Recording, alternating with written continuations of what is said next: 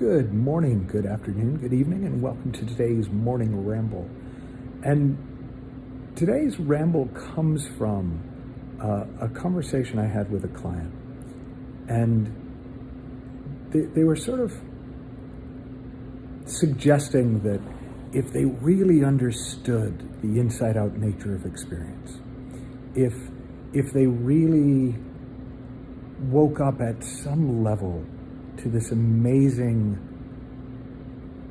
aliveness at the heart of who we are, this amazing presence at the heart of who we are, this amazing divinity at the heart of who we are, then they would become a superior human.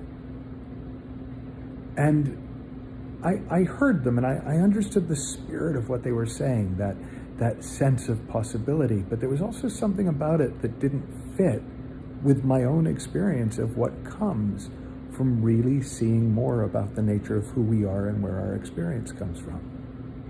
And the phrase that came out of my mouth, and it stuck with me ever since, is that essentially the difference between people who really seem to grasp the inside-out understanding, that we're living in thought-created realities, in the feeling of our thinking, not the feeling of circumstances, and that who we are, by its very nature, is bigger than any experience we can have.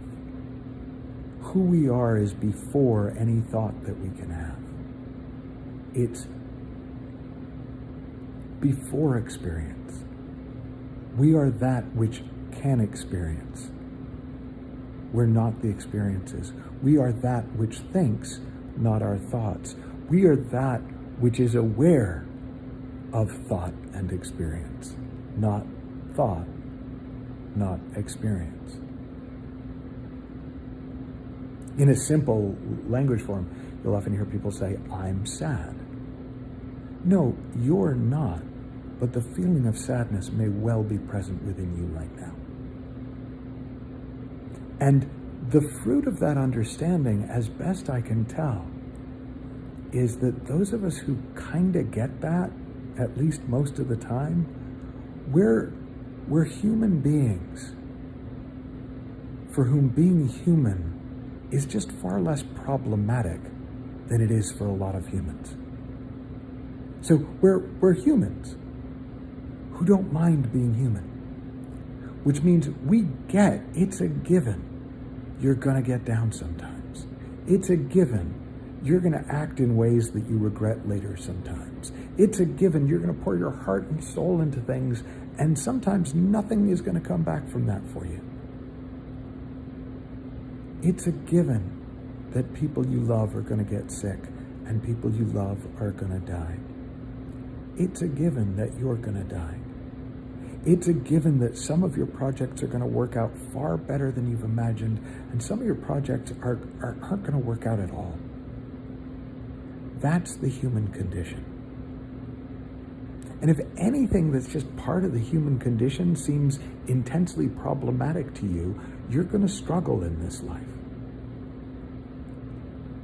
But if you can see what is inherent in the human condition, the temporariness of the human condition, and what only seems problematic because we've made up that it should be different to how it is, you'll still get rid of 3/4 of your problems.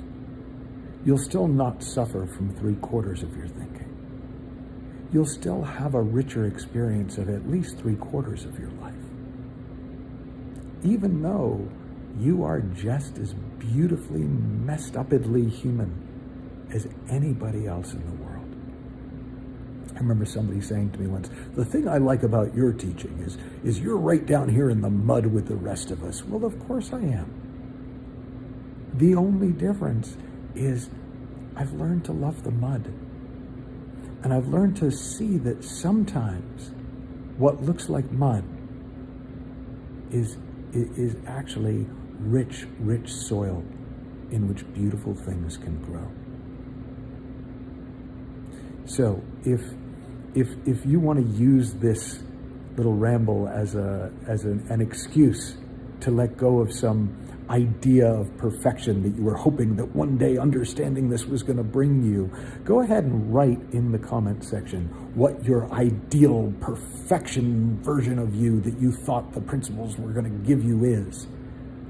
And say goodbye to it. Give it a little kiss and let it go. And what you will find takes its place is the joy of being ordinary, of being a human who just finds being human a little bit easier than a lot of other humans. Have fun, learn heaps, and I'll talk with you soon.